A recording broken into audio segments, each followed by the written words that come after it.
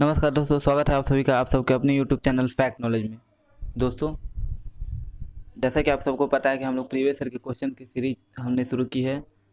आप सबके रिक्वेस्ट पे हम लोगों ने ये सीरीज शुरू की है। तो प्रीवियस ईयर की सीरीज में ही हम लोगों ने 2018 और 2014 का पेपर हम लोगों ने सॉल्व कर लिया था। अब हम लोग 2000 जो है 16 का ही 2018 और 2014 का हम लोगों ने पेपर देख लिया था। अब 2016 का पेपर सितंबर का सीटेट जो है 16 सितंबर में जो हुआ था उसका हम लोग देखेंगे। ठीक है, देख रहे हैं। तो देख रहे हैं तो उसमें अब इस पेपर में हम लोगों ने आपको जैसा कि पता है कि हम लोग सारे को अलग अलग पार्ट में करते हैं। तो इसी तरह से अब हम लोग जो है ईवीएस का सेक्शन देखेंगे। ईवीएस का सेक्शन आपको पता है कि हम लोग दो पार्ट में करते हैं, क्योंकि जो है एक तो 15 कंटेंट वाले जो क्वेश्चन होते हैं एनसीईआरटी बेस्ड उसको होता है, उसको करते हैं एक अलग वीडियो में। और उसके अलावा एक जो होता है पैडागोजिकल जो क्वेश्चन होते हैं ईवीएस पैडागोजी से, उसको अलग करते हैं। क्योंकि वीडियो हो चुकी है, हम लोग क्वेश्चन डिस्कस करते हैं, इसलिए वीडियो फिर लंबी हो जाएगी, इसलिए हम लोग छोटे छोटे अलग अलग पार्ट में बांट के करते हैं ताकि वीडियो ज़्यादा लंबी ना हो, आपको बोझ ना लगे। तो चलिए देर ना करते हैं, हम लोग आज के जो है प्रश्नों को देख लेते हैं। तो ये हो गया हमारा ईवीएस का जो है सेक्शन हमारा। और ये हमारा आज का पहला प्रश्न है, पर्यावरण अध्ययन के पाठ्यक्रम जिसे 6 उपविषयों के चतुर्दिक निर्मित किया गया है, इसमें पौधे और पशु को जानबूझकर परिवार और मित्र उपविषय के अंतर्गत सम्मिलित किया गया है। इसके लिए निम्नलिखित में से एक कारण को छोड़कर सभी शेष कारण हो सकते हैं। वह एक कारण कौन सा है? तो आपको वो कारण ढूंढना है जो नहीं हो सकता। ठीक है, अब देखते हैं ऑप्शन हम लोग कौन सा कारण दिया है। पहला, सामाजिक और सांस्कृतिक संदर्भ में पौधों और पशुओं के स्थान निर्धारित करने में विद्यार्थियों को सहायता करना। ऑप्शन, इस बात को उभारना है कि किस प्रकार मनुष्य एक दूसरे से घनिष्ठ संबंधों को साझा करते हैं। ऑप्शन नंबर थर्ड हम लोग का कि इस बात को उभारना कि किस प्रकार कुछ समुदाय को जीवन आजीविका विशेष पशुओं पौधों से घनिष्ठ रूप से जुड़े हुए हैं। और ऑप्शन नंबर फोर है हमारा, विद्यार्थियों को विज्ञान के दृष्टिकोण से पौधों एवं पशुओं को समझने में सक्षम बनाना। तो इसमें से क्या जो है उद्देश्य नहीं है। ठीक है, तो इसका हम लोग ऑप्शन देख लेंगे। इसका हम लोग का आंसर हो जाएगा ऑप्शन नंबर डी, यानी कि विद्यार्थियों को जो है विज्ञान के दृष्टिकोण से पौधा और पशु को समझने में सक्षम बनाना, ये जो है इसका उद्देश्य नहीं है। ठीक है, यानी जो सम्मिलित किया गया है पशु पौधे और पशु को, ठीक है, थीम के अंदर सब थीम बना के, उसका कारण ये छोड़ के है। मतलब ऐसा थोड़ा ना है कि जो पौधों पशु को जो सब थीम थीम न बना के सब थीम बनाएंगे तो जो है उनको जो है विज्ञान की समझ होगी, पौधों के प्रति दृष्टिकोण होगा। अगर सब थीम बना देंगे तो नहीं होगा। ठीक है, थीम या सब थीम बनाने से उसका क्या लेन देन है, ऐसा कुछ ये नहीं है। ठीक है, तो ये इसका करेक्ट आंसर हो जाएगा हम लोग का ऑप्शन नंबर 4। अगला प्रश्न बढ़ते हैं 64 नंबर ऑप्शन। अगला प्रश्न हमारा, पर्यावरण अध्ययन के शिक्षण अधिगम में सर्वेक्षण का उद्देश्य है। तो ईवीएस में जो है ईवीएस का जो टीचिंग हम लोग करते हैं उसमें सर्वे कराया जाता है, उसका क्या उद्देश्य होता है? ऑप्शन हमारा, समुदाय के साथ अन्योन्य क्रिया का अवसर प्रदान करना। ऑप्शन बी, बच्चों को विभिन्न लोगों के प्रति संवेदनशील बनाना। ऑप्शन सी, सूचना को प्रत्यक्ष प्राप्त करने का अवसर प्रदान करना। ऑप्शन डी है, आकलन के एक अवसर के रूप में इसका जो है उपयोग करना। इसमें से कौन सा सही है? और आपको यहाँ देखना है। देखिए, ऐसे टाइप के प्रश्न आपको प्रैक्टिस करनी चाहिए ज़्यादा से ज़्यादा, क्योंकि ऐसे प्रश्न सीटेट में आजकल ज़्यादा बनने लगे हैं। पहले सीटेट जो है क्या करता था, क्वेश्चन दिया, इसका ऑप्शन दे दिया, आपको 4 में से कोई एक चुनना है। उसके बाद से आपको ज़्यादा कन्फ्यूज करने के लिए क्या किया कि एक से ज़्यादा प्रश्न जो है आपको, जब आप पेपर सॉल्व कर रहे हैं तो देख ही रहे होंगे, एक से ज़्यादा प्रश्न के ऑप्शन सही हो सकते हैं, ऐसा कर देता था, जिसमें आपको बहुत ज़्यादा कन्फ्यूजन रहता था कि दोनों में से कौन सही है। तो दोनों सही होगा, नहीं तो जो है अगर कोई एक चुनना है तो दोनों में से कौन सा चुने, ये आप कन्फ्यूज हो जाते थे।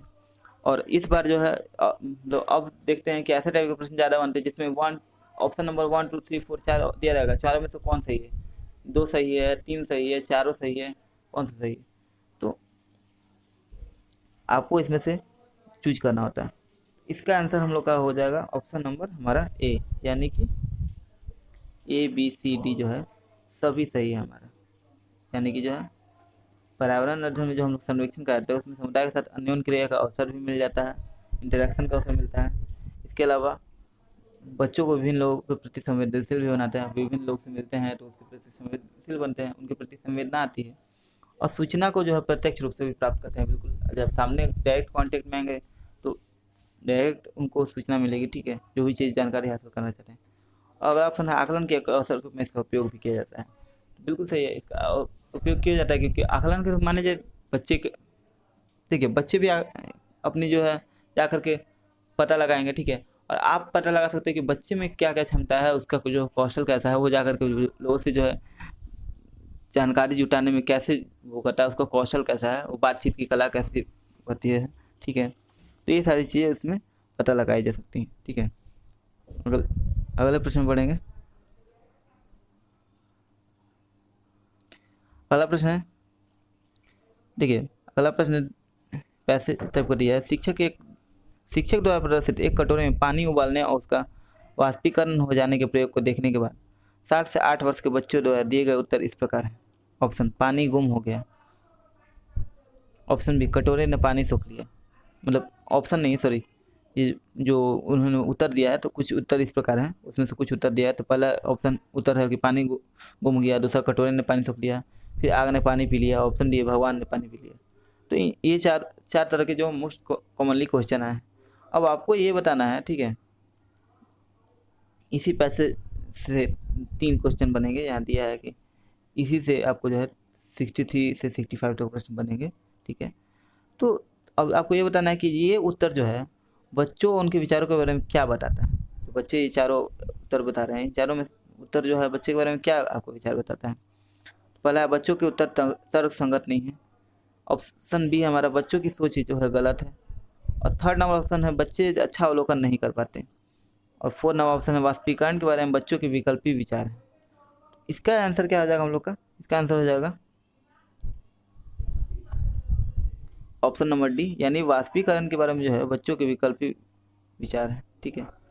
यानी कि देखिए ऐसा नहीं है कि बच्चों को तर्कसंगत नहीं, ये आप नहीं कर सकते। क्यों, देखिए बच्चे जो है जो उनकी जो समझ होगी, उनका जितना वो अनुभव किए रहेंगे, ठीक है, उतना ही ना वो करेंगे। उनको तो क्या पता कि जो वाष्पीकरण की अवधारणा उनको नहीं पता होगी, ठीक है।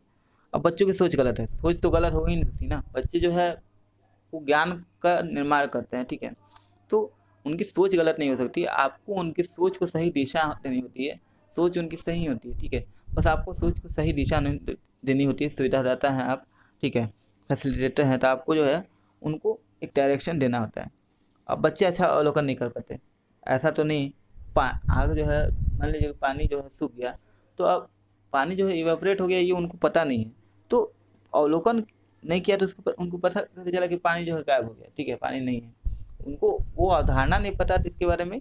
ये जो है ये चारों ऑप्शन में जो है फोर्थ जो हम लोग का ऑप्शन है ऑप्शन नंबर डी, यानी वाष्पीकरण करने में बच्चों के विचार विकल्पी हैं, यानी कि ये उनका अभी ऑप्शनल जो है क्वेश्चन, जो भी जो है थॉट है ये ऑप्शनल है। इसका ऐसा नहीं है कि जो है ये परमानेंट थॉट है। फिर बाद में जब वो कॉन्सेप्ट जानेंगे तो उसके बाद से वो उस थॉट को बदल देंगे, ठीक है। तो ये ऑप्शनल विचार है, ऐसा नहीं है कि जो है परमानेंट है, यही उनकी धारणा है, यही सोच है, ठीक है। वो जहाँ उत्तर उसका कॉन्सेप्ट जानेंगे वाष्पीकरण की, तो उसका उनका थॉट चेंज हो जाएगा, ठीक है। अगला प्रश्न हमारा, शिक्षक को इन उत्तरों का सामना किस प्रकार करना चाहिए। अब बताइए, शिक्षक हैं आप, तो आप इन प्रकार के उत्तरों का सामना कैसे करेंगे। पहला जल चक्र का एक मानक चार्ट प्रदर्शित करिए। दूसरा, वाष्पीकरण की परिभाषा दें और बच्चों को उन्हें याद रखने के लिए। ऑप्शन थर्ड है, उनके विचारों तक पुनः पहुंचने के लिए एक चर्चा प्रारंभ करें। ऑप्शन डी है, बच्चों को बता दी कि वे गलत है। तो देखिए, जैसा कि आपको पता है कि बच्चों को कभी गलत नहीं बोलना चाहिए कि बच्चे जो है तुम गलत हो, ठीक है, या बच्चे गलत हैं, ठीक है, तो ये तो बोलना ही नहीं था। ऑप्शन नंबर 4 तो सीधे गलत हो जाएगा, ठीक है। अब यहाँ पे आपको आइडिया लग गया होगा कौन सा आंसर सही होगा, आप हमको जो है कमेंट में बताएंगे कि कौन सा उत्तर सही होगा। यहाँ आंसर हो जाएगा हमारा, हम यहाँ बता देते हैं, ऑप्शन नंबर 3, यानी कि बच्चों को उनके विचार तक पहुँचने के लिए चर्चा प्रारंभ करें। यानी कि क्या होता है आगमन विधि में, आपको क्या करना होता है कि जब कोई चीज़ उदाहरण दिया आपने, उसके बाद से आप जो है जो कॉन्सेप्ट है उस पर लेके जाएंगे, ठीक है। तो आपने पहले उदाहरण दे दिया कि जो कटोरे में पानी उबाल करके आपने दिखाया वो इवोपरेट हो गया, तो आपको इवोपरेशन समझाना था, वाष्पीकरण की प्रक्रिया समझानी थी, तो आपने वो चीज़ करके दिखा दिया। अब उनसे उनका जो थॉट है वो आपने जान लिया। फिर उसके बाद से आप इसके बारे में आप चर्चा प्रारंभ करेंगे, ठीक है। यानी कि आपने गलत काट दिया या फिर आपने परिभाषा डायरेक्ट बता दिया, नहीं। अब आप चर्चा प्रारंभ करेंगे, उसके बाद से जो है चर्चा को धीरे धीरे कि कैसे होगा क्या होगा, अब फिर धीरे धीरे आप उस कॉन्सेप्ट लेके जाएंगे, ठीक है। कुछ और रिलेटेड करके उदाहरण आप दे देंगे, ठीक है। जैसे वर्षा कैसे होती है, ये सारी चीज़ें जो है आप धीरे धीरे धीरे वर्षा का पानी कहाँ से आता है, तो धीरे धीरे धीरे आप करके इवोपरेशन का जो है आप पहले आपने उदाहरण दे दिया, ठीक है। अब उस उदाहरण से आप कॉन्सेप्ट को जोड़ने का प्रयास करेंगे, ठीक है। तो विचारों तक उनको पहुँचने के लिए जो है एक चर्चा प्रारंभ करें, चर्चा को जो है आप धीरे धीरे कॉन्सेप्ट तक लेके जाएं। अगला प्रश्न हमारा कि वाष्पीकरण विषय पर बच्चों की विविध जो है सोच का आकलन करने के लिए निम्नलिखित में से कौन सा प्रश्न एक नमूना हो सकता है। अब आपको बताना है कि कौन सा प्रश्न जो है वाष्पीकरण के उनके थॉट को, उनकी सोच को मेजर करने का, आकलन करने का एक नमूना हो सकता है।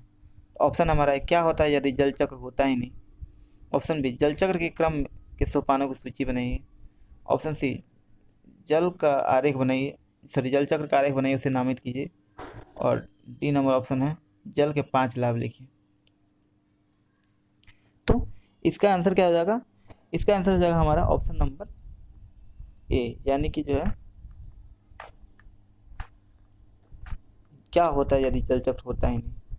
अब आप देखेंगे कैसे, देखिए हम लोग इस प्रश्न को डिस्कस कर लेते हैं। देखिए आपको पता है कि जो है हम लोग को कभी भी बच्चों को मुक्त जो है ओपन एंडेड प्रश्न देना चाहिए, मुक्त प्रश्न देना चाहिए, खुले जो है छोर वाले प्रश्न देने चाहिए, यानी कि जो है उनको बांध नहीं कर देना है प्रश्नों में। एक कि एग्जैक्ट आंसर आपने दे दी, क्वेश्चन का आंसर फिक्स है कि आंसर यही होगा। जैसे कि जल चक्र के क्रम के सोपानों की सूची बनाई। अब जितना मान लीजिए 5 जो है स्टेप्स हैं, 3rd स्टेप है, 4th स्टेप है, जितने स्टेप्स होंगे अब आप उसको क्या करेंगे, उनको क्या करेंगे बच्चे लिस्ट कर देंगे, ठीक है। या फिर जल चक्र के 5 लाभ लिखिए, 5 लाभ जो फिक्स है उसको वो लोग रटा रटा बुक में दिया होगा और चीज़ लिख देंगे। तो इससे रटन को बढ़ावा, रटन जो है बड़ा विद्या को बढ़ावा मिलेगा। और देखिए हमको क्या करना है, बच्चों की सोच को डेवलप करना है। तो यहाँ हम लोग करेंगे कि जो है क्या होता है यदि जल चक्र होता नहीं, इससे उनके थॉट का हमें पता चलेगा, इनके जो है कॉन्सेप्ट समझ लिया उन्होंने, कैसे उनके थॉट का पता चलेगा, उनके जो है वो कैसा वो उत्तर देते हैं। अलग अलग बच्चे अलग अलग उत्तर देंगे, ठीक है, अलग अलग दिमाग लगाएंगे, अपना थॉट प्रोसेस विकसित होगा, उनका जो सोच विकसित होगा उसके बारे में सोचेंगे, ठीक है। तो सोच के तब क्या कहता है, एनसीईआरटी भी कहता है कि जो है आप रचनावाद को बढ़ावा दीजिए, यानी कंस्ट्रक्टिविज्म पे आधारित है, वो आपको जो है बच्चे कंस्ट्रक्ट कर सकें ज्ञान का। तो इसके लिए आपको ऐसा प्रश्न देना होगा जो ओपन एंडेड हो, यानी कि इसका कोई उत्तर फिक्स नहीं है, क्या होता है यदि जल चक्र होता है नहीं। 40 बच्चे हैं, 20 बच्चे हैं, 30 बच्चे हैं, सारे बच्चों का आपका जो है थॉट अलग अलग होगा, सारे का उत्तर अलग अलग आएगा। कुछ का सेम उत्तर आ भी गया तो बाकी का उत्तर अलग अलग आएगा।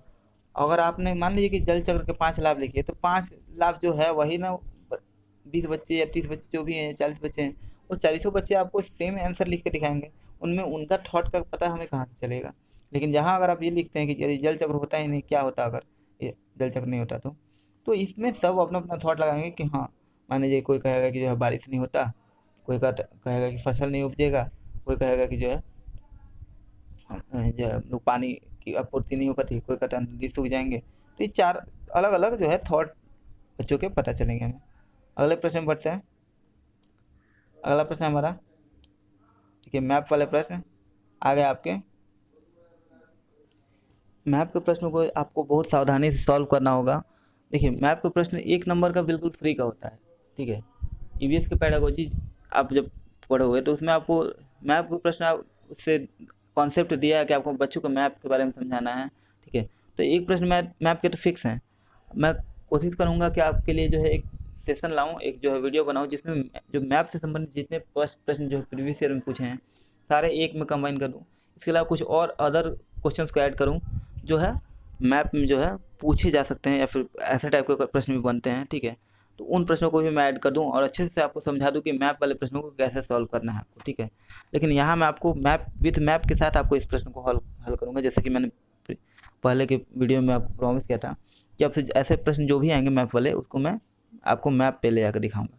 तो यहाँ पहले हम लोग प्रश्न देख लेते हैं। निम्नलिखित में से कौन सा राज्य जम्मू कश्मीर के पड़ोसी राज्य है? ऑप्शन है हिमाचल प्रदेश और पंजाब, ऑप्शन बी है हिमाचल प्रदेश और उत्तर प्रदेश, ऑप्शन सी उत्तराखंड और राजस्थान, ऑप्शन डी हिमाचल प्रदेश और उत्तराखंड। इसमें से इसका आंसर क्या हो जाएगा?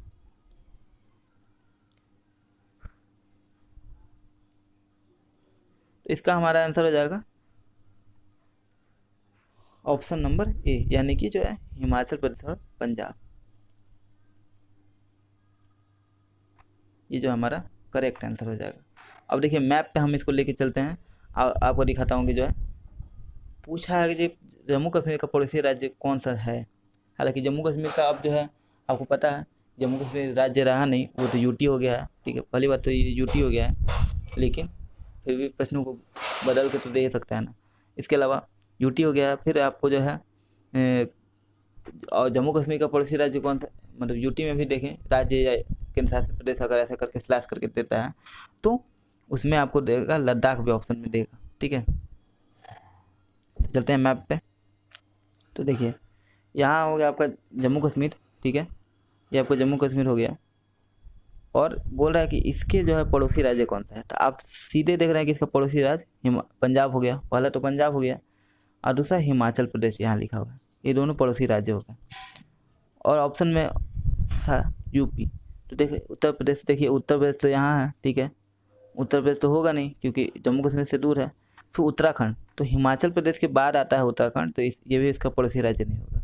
और राजस्थान देता है, राजस्थान तो होगा ही नहीं क्योंकि जो है ये तो बहुत पंजाब का पड़ोसी राज्य कौन सा है या गुजरात का पड़ोसी राज्य कौन सा है तो हो सकता है, लेकिन जम्मू कश्मीर से तो बहुत दूर है। आपको ये सीधे ईस्ट में पड़ता है और ये नॉर्थ में पड़ रहा है। ठीक है, तो ऐसे में आपको देखिए आपने मैप के साथ देखा तो आपको अच्छे से समझ में आ जाएगा। आपने मान लीजिए प्रश्न कर भी लिया तो आप कॉन्सेप्ट दिमाग लगा रहे हो कि हाँ ऐसा हो रहा है, कैसे जम्मू कश्मीर की लोकेशन क्या है या फिर उत्तराखंड की लोकेशन क्या है, ऐसा सोच ही रहे हो। जबकि मैंने दिखा दिया आपको कि उत्तराखंड आपको हिमाचल के ठीक नीचे है और जम्मू कश्मीर के सबसे नज़दीक में आप देखेंगे तो यहाँ सटा हुआ पंजाब है और हिमाचल प्रदेश है। तो पहले हिमाचल प्रदेश आता है फिर पंजाब, तो ये दोनों पड़ोसी राज्य होगा। ठीक है, चलते हैं अगले प्रश्न पे। तो हमारा इस प्रश्न का आंसर था हिमाचल प्रदेश और पंजाब। ठीक है, अगले प्रश्न पढ़ेंगे। और हाँ दोस्तों, इसका पीडीएफ जो है आपको मिल जाएगा हमारे टेलीग्राम पे। टेलीग्राम इंस्टॉल कीजिए और उसमें जाकर के फैक्ट नॉलेज सर्च मारिए, वहाँ पे आपको सभी वीडियोज़ की पीडीएफ वहीं पे उपलब्ध की जाती है। ठीक है, अगले प्रश्न में पढ़ेंगे हम लोग। अगला प्रश्न है, प्रत्येक स्थान के नाम के साथ उस क्षेत्र में बनाए जाने वाले सामान्य घरों के सही विवरण का मिलान कीजिए। ठीक है, अब स्थान दिया है वहाँ पे कैसे घर बनते हैं इसके बारे में बताइए। ठीक है, तो मनाली दे दी, ऑप्शन यहाँ पे दे दिया है मनाली, राजस्थान, असम और लद्दाख। ठीक है, ये दे दिया है और इधर जो है आपका दे दिया कि जो है ये ऑप्शन दे दिए बांस के खंभे पे ऊंचे बने हुए घर, लकड़ी की या पत्थर से बने छत, हाउस बोट, ये सारी चीज़ें दे दी हैं। ठीक है, और यहाँ पे आपको जो है मिलान करना है कि कौन सा सही होगा। ऐसे प्रश्न भी बनते हैं और ये प्रश्न थोड़ा सा कठिन होता है। जनरली लोग क्या होता है कि जो है लोग सिंपल प्रश्न तो फिर भी कर ही लेते हैं, लेकिन लोगों का गलती कहाँ होता है। देखिए ईवीएस के प्रश्नों में मैप में गलती होता है, मोस्ट प्रोबेबली लोग का जो है गलत हो जाता है। बहुत सारे लोगों का मैप देखा है मैंने, प्रश्न गलत हो जाता है। अब जैसे पिछली बार 2019 का जो दिसंबर वाला था उसमें जो है पूछा था एक प्रश्न मैप से कि जैसे पूछ दिया था कि इस राज्य का पड़ोसी राज्य कौन सा है, शायद केरला का पूछा था, केरला का पड़ोसी राज्य कौन सा है। हाँ, केरला का पड़ोसी राज्य पूछा था। तो अब आपको मैप तो याद है नहीं। ठीक है, मैप जिसको याद नहीं होगा उसको तो पता ही नहीं है कि पड़ोसी राज्य कौन सा है, या फिर राज्यों के सूची भले ही याद हो आपको, लेकिन आपको पूरा मैप याद करने की जरूरत नहीं। दिमाग आप थोड़े ना पीएससी वगैरह की तैयारी कर रहे हो या फिर कोई कंपटीशन की तैयारी कर रहे हो, नॉर्मल सीटेट का लेवल उतना नहीं है आपको तैयारी करने के लिए। तो आपको हल्का मैप का एक आइडिया होना चाहिए। जो कुछ 8-10 स्टेट हैं, 29 स्टेट होने का मतलब ये नहीं कि मतलब 29 नहीं 28 या 29 स्टेट का आपको ये नहीं, और यूटी वगैरह का पूरा पता नहीं होना चाहिए। हाँ, आपको थोड़ा सा आइडिया हो जाना चाहिए। 8-10 जो है जो ज़्यादा हाईलाइट वाले जो स्टेट हैं उनका आपको एक आइडिया होना चाहिए। वैसे ही यहाँ पे है, अब आपको वो प्रश्न गलत हो जाते हैं। इसके अलावा आपको क्या होता है, ये ऐसे टाइप के प्रश्न जो 1 2 3 4 करके ऑप्शन दिया रहता है उसमें गलत हो जाता है। फिर डबल डबल जो आंसर हो जाते हैं, मतलब दोनों आंसर में से कोई भी सही हो सकता है या फिर दोनों लग रहे हैं सही, तो उसमें मैक्सिमम लोगों का गलत हो जाता है। ठीक है। और दूसरा उपरोक्त सभी, तो कभी कभी ऐसा होता है कि उपरोक्त सभी वाला अगर आपको आंसर पता नहीं है मार दोगे तो सही है, ठीक है बिल्कुल। और आपको जैसे ऑप्शन दे दिया, 3 ऑप्शन दिया है कि उपरोक्त सभी ऑप्शन डी में, तो वो सही हो जाता है। अगर आपको नहीं पता है तो आप मार दो, बिल्कुल सही। लेकिन अगर आपको याद हो तो पहले जांच लेना चाहिए, क्योंकि क्या होता है उपरोक्त सभी वाले प्रश्न हमेशा सही नहीं होते। ठीक है, आजकल सीटेट भी थोड़ा सा ट्रिक यूज करने लगा है। तो यहाँ हम लोग देख लेते हैं आंसर, हम लोग देख लेते हैं डायरेक्ट, क्योंकि उसके बाद से हम लोग डिस्कस करेंगे। इसका हम लोग का प्रश्न का जो है उत्तर हो जाएगा ऑप्शन नंबर हमारा बी, यानी कि जो है पहला का जो है सी। अब देख लेते हैं हम लोग, मिला लेते हैं। पहला का जो है हम लोग का मनाली का सी, यानी कि जो है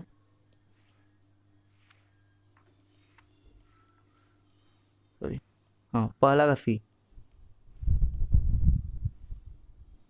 देखिए, तो पहला का सी यानी कि ये जो है असम में जो है बांस के खंभों पर ऊंचे ऊंचे घर होते हैं। ठीक है, आपको जब एनसीईआरटी की समरी कराई जाएगी ईवीएस की, तो आपको पता चल जाएगा कि ये सारे चैप्टर से डायरेक्ट क्वेश्चन बनते हैं। ये प्रश्न जो है आप सोचेंगे कैसा है, एकदम एज इट इज, मतलब एनसीईआरटी का जो आपको समरी करा दिया जाएगा 15 में से 15 क्वेश्चन आपको एग्जैक्ट एज इट इज देखने को मिलेंगे कि आपको जो है आपको कहीं बाहर सोचने की जरूरत नहीं है, कराए जाएंगे एकदम सेम टू सेम वही प्रश्न बन जाएंगे। आप कोई भी प्रीवियस ईयर को उठा कर देख लो, सॉल्व कर लो। ठीक है, आपको वैसे भी पीडीएफ प्रीवियस ईयर वाली भी दे दी जाएगी टेलीग्राम में। ठीक है, और आपको जो आपने प्रैक्टिस सेट, उम्मीद है आपने ले ही लिया होगा, बना भी रहे होंगे, तो प्रैक्टिस सेट में भी आप चेक कर लो, एकदम सारे क्वेश्चन आपको बनेंगे। तो असम जो है, असम का जो पहला नंबर हो जाएगा कि बांस के खंभे बनते हैं। फिर यहाँ पे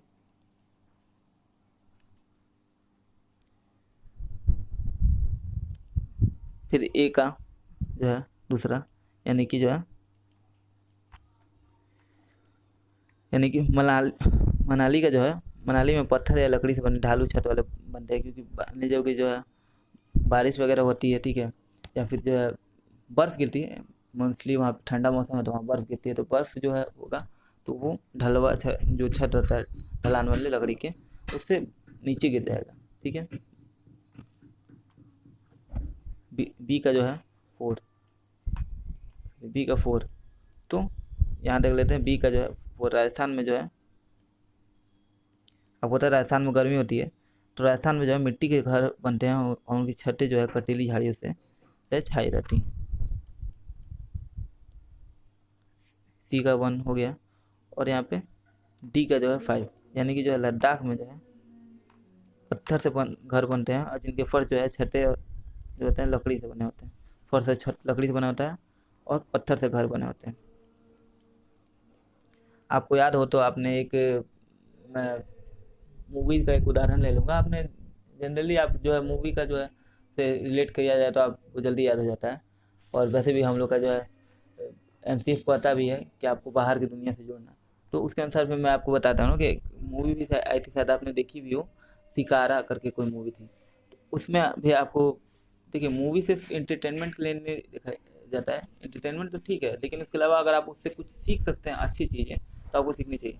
अब जैसे 3 इडियट से आपको क्या सीखें, 3 इडियट आपको जो है उससे अच्छी चीज़ें सीखने को मिलती हैं। बच्चों को थोपना नहीं चाहिए कोई चीज़, अगर उनको मुक्त वातावरण में सीखने का अवसर दिया जाए, पढ़ाई कराया जाए, तो वो और अच्छे से सीखते हैं।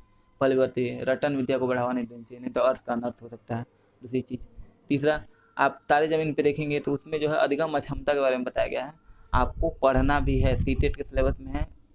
इवन की पेडागोजी आप किसी भी एग्जाम में जाओ आपको अधिगम अक्षमता से प्रश्न आते हैं, डिसलेक्सिया, डिसकैलकुलिया, डिस्ग्राफिया, डिस्पेक्सिया इत्यादि। ठीक है, तो वो एक बात हो गई। ठीक है,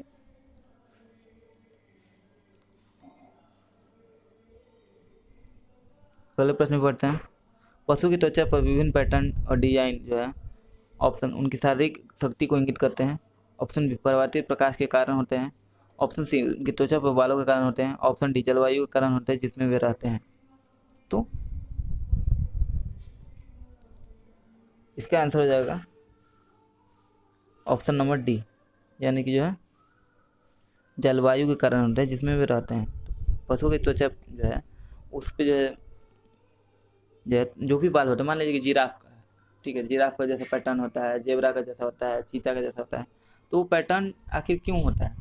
वो इसलिए होता है कि ताकि जो ऊँट का जो बाल हो गया या फिर जो भी जीव होगा, तो वो उनका बाल का जो पैटर्न होता है वो आपको त्वचा, बाल का नहीं, त्वचा का पैटर्न होता है या बाल का जो दिखता है वो आपको बालों का कलर पैटर्न वगैरह वो सारे वो उसके अनुसार अनुकूलित होता है जहाँ पे वो पाया जाता है। जैसे कि आपको जो है मान लीजिए सिर का ले लीजिए, बाघ का ले लीजिए, बाघ पे जैसे लंबी लंबी धारियाँ होती हैं, वो ब्राउन टाइप के कलर का होता है, ब्राउन और ब्लैक में, ठीक है, जो भी कलर होता हो। तो बाघ का जो आप देखते होंगे, आपने वाइल्ड वाले वीडियोज देखे होंगे, तो उसमें आपने देखा होगा कि वो आराम से वो घासों में छुप जाता है, जो सूखे घासें होती हैं जंगल में, उसमें छिप करके धीरे से शिकार करने के लिए वो दबे पाव आगे बढ़ता है। तो उसके जो बॉडी का जो पैटर्न है बाल का या फिर जो उस पर कलर का पैटर्न है, वो उसको वहाँ के वातावरण में छुपा देता है, ठीक है। तो ये उस जलवायु के कारण होता है, जो भी पशु का जो होता है पैटर्न त्वचा का रंग का, क्योंकि वहाँ जो रहते हैं उसके अनुसार डिजाइन किया गया रहता है।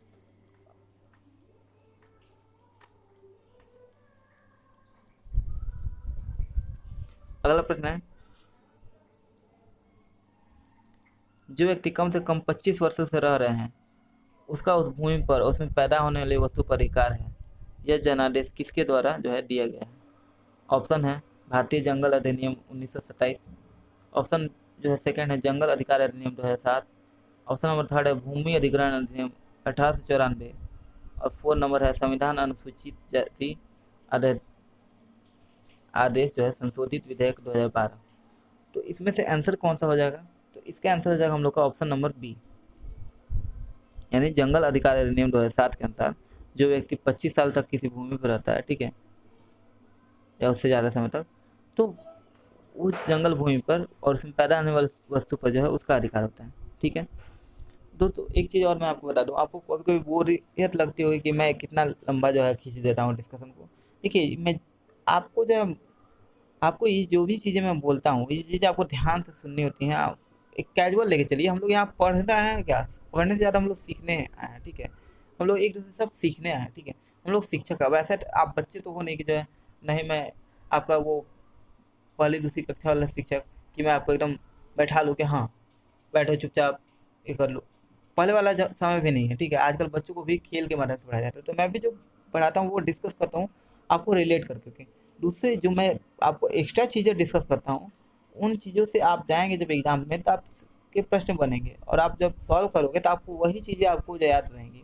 ये प्रश्न जो है आपको याद रहे ना रहे, लेकिन जब मैं वो चीज़ों से रिलेट करता हूँ, मान लीजिए कि मैंने आपको जैसे बताया कि जब पत्थर के घर बनते हैं, तो आपको पता होगा कि जब आपने मूवी देखी होगी शिकारा, तो उसमें जो है घर बने हैं पत्थर के। अब आप क्या करोगे, जो आपको सोचोगे कि सर तो जब बेकार मूवी डिस्कस कर रहे हैं करें, लेकिन नहीं, अब आपने देखा होगा उसमें जो है पत्थर से घर बनते हैं। अब आपको दिमाग में क्लिक कर गया वो चीज़।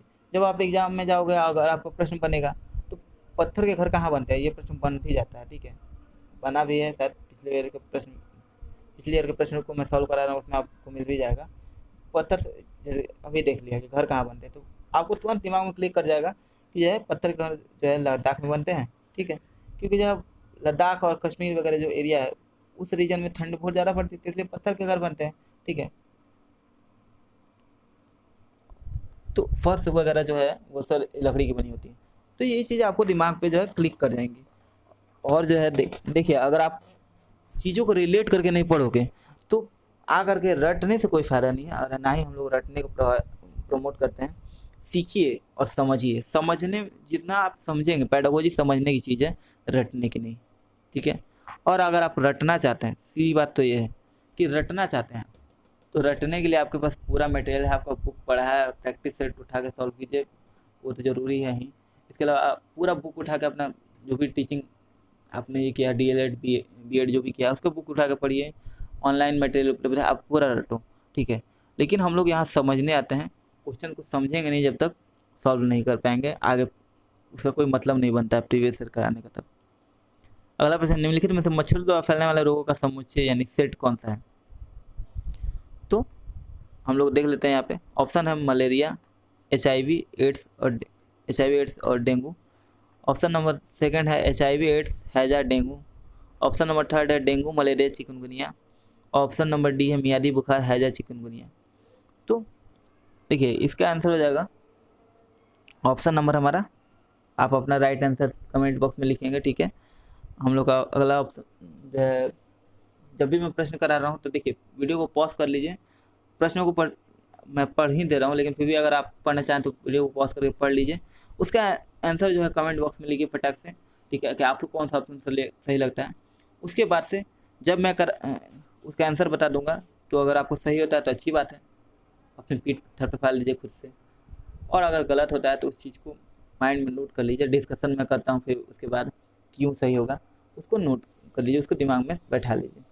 तो यहाँ इसका आंसर हो जाएगा, अब आपने आंसर कमेंट कर दिया होगा, ऑप्शन नंबर हम लोग का थर्ड हो जाएगा, यानी कि डेंगू मलेरिया और चिकनगुनिया ये सारे मच्छर से होने वाले हैं। आपको पता है डेंगू एडिज ऐसे होता है, ठीक है।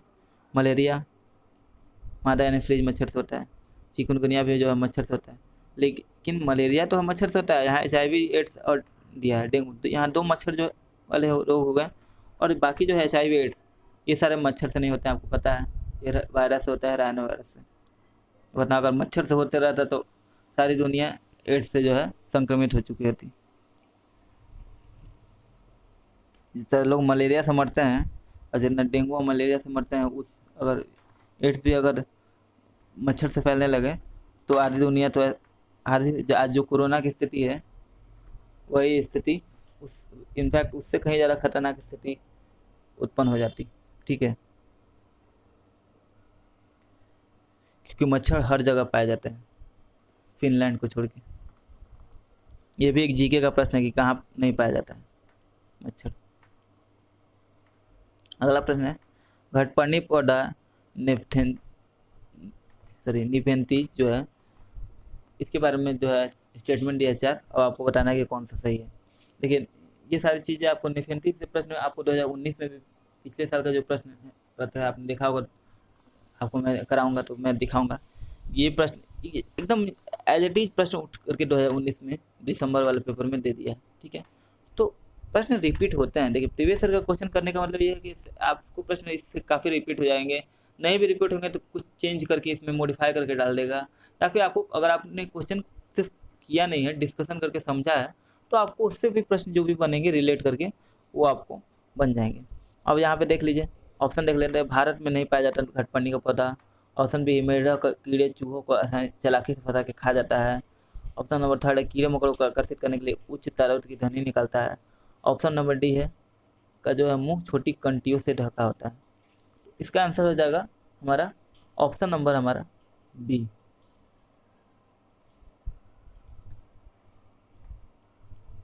कि मेढकों चूहों वगैरह को आसानी से जो है फंसा के खा लेता है। अब बाकी ऑप्शन देख लेते हैं कि क्यों नहीं होगा। देखिए भारत में नहीं पाया जाता ये ऑप्शन है, तो ऐसा नहीं, भारत में पाया जाता है, मेघालय वगैरह के जो क्षेत्र हैं वहाँ पाया जाता है। ये प्रश्न बनता है, ऐसा प्रश्न 2019 के जुलाई वगैरह में पूछा था कि घटपर्णी का पौधा जो है या फिर निफेंथीज जो है वो कहाँ पाया जाता है, ये प्रश्न बना था। तो उसमें ऑप्शन दिया था कि कहाँ पाया जाता, अलग अलग स्टेट के दिया था, या फिर ये भी दिया था कि भारत में नहीं पाया जाता। तो आपको मेघालय टिक मारना था, मेघालय वगैरह में पाया जाता है, ठीक है। फिर यहाँ पे कीड़े मकोड़ों को आकर्षित करने के लिए ध्वनि निकालता है, तो ऐसा तो बिल्कुल नहीं है। वो एक कैप जैसा होता है, एक फूल होता है, इसमें जो है अलग अलग अच्छे रस जो है भरे होते हैं जो कीड़ों को आकर्षित करते हैं। बाल होते हैं अंदर, जब कीड़ा घुसता है अंदर तो फिर घुस तो जाता है, लेकिन निकलने के लिए ये होता है तो वो बालों में फंस जाता है, और ऊपर से ढक्कन जो है ढक्कन जैसा होता है वो बंद हो जाता है फूल का, उसमें खाने को जो है बचा जाता है। तो ऐसे होता है, ना कि ध्वनि निकाल के आकर्षित करता है। ऑप्शन नंबर 4 का मुँह जो छोटी कंटियों से ढका होता है। तो घटपर्णी पौधा का जो मुँह नहीं होता है, उसमें जो फूल होता है वो जो है ऑटोमेटिक जो है फूल जो है बंद हो जाता है, ठीक है। जैसे आपने यूट्यूब पे वीडियो भी आप चाहे तो देख सकते हैं, अवेलेबल है, कि आप जैसे उस पर जो है कोई कीड़ा बैठेगा, या फिर आप खुद भी कोई चीज़ से अगर आपके पास पौधा है, वो अगर कोई चीज़ आप डालते हो, फटाक से उसमें सेंस होता है कि फटाक से वो बंद हो जाता है फूल। ठीक है, अगले प्रश्न बढ़ेंगे हम। अगला प्रश्न है, नीचे दिए खाद्य पदार्थों के किस समूचे में लौह तत्व जो है प्रचुर मात्रा में है। ठीक है, तो ये जो है फूड चैप्टर है उससे प्रश्न पूछा गया है, फूड जो है थीम।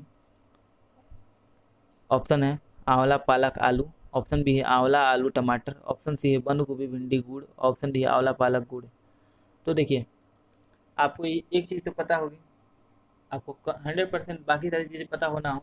आपको पता होता है पालक में जो आयरन होता है, ठीक है, हरी पत्तेदार सब्जियों में आयरन होता है, आपको तो पता है, इतना तो पता होगा ना, तो पालक में होगा। ठीक है, अब आपको जो है बाकी दो चीज़ें नहीं पता होगा, आंवला में होता है नहीं होता होगा ये नहीं पता है, लेकिन बाकी जैसे गुड़ में, तो गुड़ में आयरन होता है बिल्कुल पता होगा, क्योंकि जो है गन्ने के रस से बनाया जाता है। ठीक है, फास्फोरस और आयरन जो हम लोग को यहाँ मीठा बोलते हैं, गुड़ बिहार की जो है भाषा उसमें मीठा बोला जाता है, और बाकी जो है क्षेत्रों में गुड़ बोला जाता है, पंजाब वगैरह क्षेत्रों में। तो देखिए, गुड़ जो है गन्ने के रस से बनता है, और आपको पता है कि जो है गन्ने के रस में पाए जाते हैं। तो जो है लौह तत्व इसमें पाया जाता है, यानी कि आयरन पाया जाता है, उसके अलावा फास्फोरस पाया जाता है। इसलिए अगर आपको आयुर्वेद में अगर आप इलाज करते हो तो उसमें फास्फोरस और इसलिए गुड़ का महत्व है कि गुड़ यूज करना चाहिए, ना कि चीनी। ठीक है, तो ये चीज़ें के बारे में बताया गया है, कुछ चीज़ें अलग से भी ऐड कर लेनी चाहिए। ये सारी चीज़ें मैं बता रहा हूँ, इससे आपको जो है दिमाग में आ जाएगा कि गुड़ में जो है, आप भूलोगे नहीं कभी कि गुड़ में जो है आयरन और फास्फोरस होता है। हो सकता है कि आगे प्रश्न दे उसमें लौह तत्व की जगह फास्फोरस दे दें। ठीक है, तो फास्फोरस वाले तत्व कौन से होंगे? ऑब्वियस है कि गुड़ आपको दिया रहेगा, गुड़ आप देख कर टिक मार दोगे। तो पालक और गुड़ तो हो गया यहाँ पे, और आंवला था, आंवला में भी विटामिन सी भी पाया जाता है और आयरन भी पाया जाता है। ठीक है, तो बाकी अगर सेट देखो, आपको 2 सेट पता है तो आप देख लो, 2 सेट आपका किसी में मिलता है, गुड़ और पालक है ही नहीं दोनों में, सिर्फ इसी में गुड़ और पालक है। आपको आंवला पता ना भी हो फिर भी आप आराम से जो है कर लोगे। ठीक है, अगले प्रश्न पढ़ते हैं। हो सकता है कि आगे जो प्रश्न दे, अगर आगे अगर, क्योंकि आपने देखा था कि जो है 2016 जो इसमें प्रश्न है, इसमें से मैक्सिमम प्रश्न आपको जो है आगे 2019 में जो है पूछ दिया गया है। इसमें से मैक्सिमम प्रश्न आप देखेंगे कि एज इट इज उठ करके जो है पूछ दिया गया है 2019 में, जुलाई और दिसंबर के अलग अलग सेशन में। ठीक है, फिर आपने ये भी देखा था कि जो है 2016 का ही पेपर, 2014 का पेपर मैंने कराया था, उसमें से प्रश्न उठ करके 2018 में पूछे थे, 2018 का मैंने कराया था। ठीक है, तो प्रश्न जो है रिपीट होते हैं, हो सकता है थोड़ा सा पैटर्न चेंज कर, जैसे ऑप्शन चेंज कर दे, आपको आंवला बंद गोभी वगैरह की जगह अलग कुछ डाल दे। ठीक है, अगला प्रश्न हमारे देश के लगभग सभी भागों में मिर्च का उपयोग भोजन पकाने में किया जाता है। हमारे देश में मिर्च लाने वाले व्यवसायी आए थे, तो कहाँ से आए थे? ऑप्शन दक्षिण अमेरिका से, अफगानिस्तान से, ऑस्ट्रेलिया से और उज्बेकिस्तान से। तो इसका आंसर हो जाएगा हम लोग का ऑप्शन नंबर, हमारा क्या हो, जल्दी से कमेंट कीजिए। आंसर होगा हमारा ऑप्शन नंबर ए, यानी कि जो है दक्षिण अमेरिका से जो है आए थे मिर्च लेके व्यापारी। ठीक है, अगले प्रश्न को पढ़ते हैं।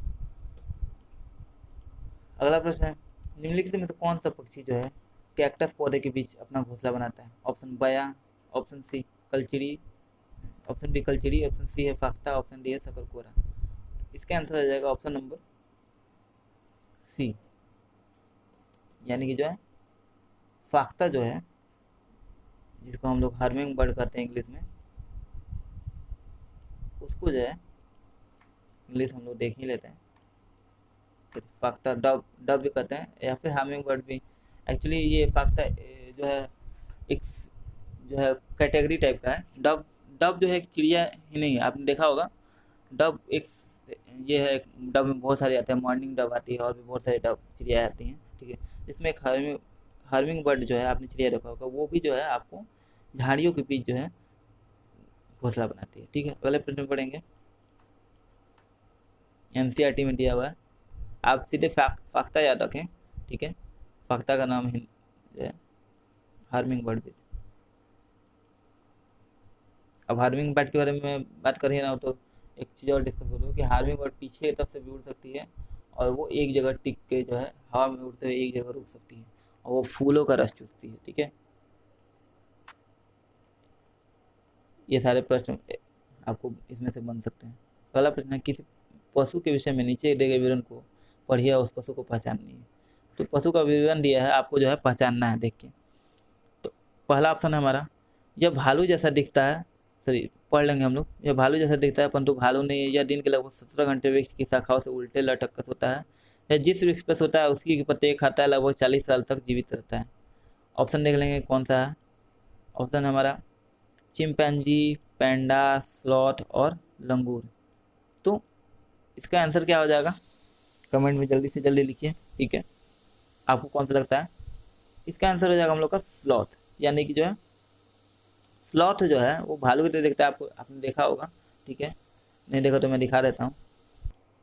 ये हो गया हमारा स्लॉथ, ये ऐसा दिखता है स्लॉथ। ठीक है, और देखिए ये जो जिस पेड़ पर रहता है, ठीक है, उसी पेड़ पे जो है आपको जो है बिता देता है। एक पेड़ पे लगभग 8 साल तक रहता है। ठीक है, और 40 साल तक इसका ज़िंदगी जीता है, यानी कि टोटल जो है आपको जो है 5 पेड़ इसको जो है 5 पेड़ जो है इसको चाहिए होता है। 5 पेड़ पे जो है इसकी ज़िंदगी पूरा खत्म हो जाती है, क्योंकि जो एक पेड़ पे लगभग 5 साल तक जीता है। पूरा पत्ती जब तक एक पेड़ की पत्तियाँ खत्म नहीं होती है तो दूसरे पेड़ पे नहीं जाता है, उल्टा लटक के सोता है। ठीक है, और जो है 17 घंटे सोता है, बहुत ज़्यादा सोता है। सिर्फ यानी कि समझ लीजिए सिर्फ खाता है सोता है, खाता है सोता है।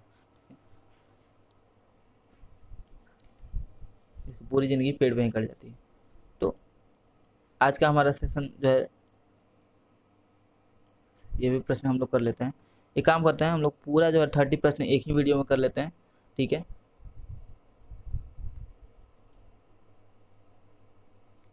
या फिर आगे ये सारे प्रश्नों को हम अगले वीडियो में देखेंगे। इस प्रश्न को सिर्फ डिस्कस कर लेते हैं, उसके आगे के सारे प्रश्नों को हम लोग आगे देखेंगे। ठीक है, तो नीचे दिए गए जीवों के समूह में से किसकी दृष्टि श्रेष्ठ होती है तथा वह मनुष्य की तुलना में 4 गुना अधिक दूरी की वस्तु को देख सकते हैं। तो आपको बताना है, क्योंकि ये मैं प्रश्न इसलिए करा दे रहा हूँ क्योंकि ये भी एनसीईआरटी से ही है। बाकी पेडागोजिकल सेक्शन के क्वेश्चन हम बाद में कर लेंगे। ऑप्शन हमारा सांप, रेशम कीट और छिपकली। ऑप्शन बी है चील, गरुड़, गिद्ध। ऑप्शन सी है मधुमक्खी, मच्छर, तितली और बाघ, तेंदुआ, सांड। इसमें से कौन सा होगा। तो एनसीईआरटी में भी दिया है एकदम क्लियरली कि आपको चील, गरुड़ और गिद्ध जो है इसका जो है दृष्टि होता है वो मनुष्य की तुलना में 4 गुना तेज होता है। वो एकदम दूर से ही देख लेते हैं चीज़ों को। ठीक है, छोटी छोटी चीज़ों को। कहा भी जाता है कि जो है चील और गिद्ध की दृष्टि इतनी तेज होती है कि जो उतनी ऊपर एकदम आकाश में रहता है। ठीक है, फिर भी जो है वो जो है दूर से ही देख करके नीचे ज़मीन पे चलता हुआ चूहा या कीट पतंग को देख लेता है, वहाँ से जो है छलांग मतलब छलांग मारता है, क्या है उड़ता है और उड़ के आके झपट्टा मार के उनको लेके उड़ जाता है। ठीक है, तो हम लोग का ऑप्शन नंबर हमारा बी हो जाएगा। अगला प्रश्न हम लोग जो है इसके आगे के प्रश्नों को हम लोग अगले वीडियो में देखेंगे, नेक्स्ट वीडियो में। तो उम्मीद करता हूँ कि आपको वीडियो पसंद आया होगा, हमारा तरीका पसंद आया होगा। मैं आपके लिए हमेशा कुछ ना कुछ इम्प्रूवमेंट करने की कोशिश कर रहा हूँ। आपके सुझाव जो हैं वो मैं आपको बोलता हूँ कि आप कमेंट करके अपने सुझाव दीजिए। आपके जो प्रश्न है वो पूछिए, या फिर किस तरह के कोई डाउट हो तो वो पूछिए। ठीक है, आपके सुझाव को हम सादर आमंत्रित करते हैं। आपके सुझाव के अनुसार ही हम लोगों ने ये सेशन शुरू किया था, और उसके बाद भी जो जैसे कि मैंने बोला था आपको कि मैप में आपको समझाऊंगा, तो मैंने मैप में भी समझाया। इसके अलावा मैप वाले प्रश्नों को अलग से मैं कराऊंगा। मैप कैसे सॉल्व करना है, मैप कैसे याद करना है, ये सारी चीज़ें भी बताऊँगा। शॉर्ट तरीका आपको बताऊँगा, शॉर्ट में कैसे याद कर लें। इसके अलावा जब आपने देखा स्लॉथ वाले प्रश्न हैं तो आपको जाकर रिलेट वो इसलिए जा करके डायरेक्ट आपको दिखाया कि क्या होता है। तो ये चीज़ें इसलिए कराता हूँ ताकि आपके दिमाग में बैठे। और डिस्कशन करने का मतलब ये नहीं कि आप जो है वीडियो को आप स्किप कर दो। सारे डिस्कशन में आपका एक प्रश्न छुपा है, ये चीज़ आप समझ लीजिए। प्रश्न इन्हीं से बनते हैं, ना कि सीधे प्रश्न रट के चले गए और जाके कर लिया, उससे नहीं बनते हैं। तो उम्मीद करता हूँ कि वीडियो आपको पसंद आया हो। वीडियो पसंद आया हो तो लाइक करिए, चैनल पे अगर नए हैं तो सब्सक्राइब कर लीजिए। अगर सब्सक्राइब किया हुआ है तो अगर बेल आइकन नहीं दबाया तो बेल आइकन दबा लीजिए। मिलते हैं अगले वीडियो के साथ, तब तक के लिए इजाज़त दीजिए। मैं आपको एश्योर करता हूँ कि अगर आपने अच्छे तरीके से तैयारी की, वीडियो को अच्छे से देखा और जो टिप्स मैं बताता हूँ आपको वो चीज़ें फॉलो करते रहें आप, तो मेरे बताए हुए आपके जो ट्रिक ऐसे हवा में नहीं होते हैं, कुछ श्योर सर्ट तरीके हैं, आजमाए हुए तरीके हैं तो आपका जो है जीत निश्चित है। आपको जो है आपका सीटेट निकलना क्या, अच्छे नंबर आएंगे, निकलने के आप अच्छे नंबर स्कोर करोगे, ठीक है। तो बने रहिए हमारे साथ, इजाज़त दीजिए, नमस्कार, जय हिंद, वंदे मातरम।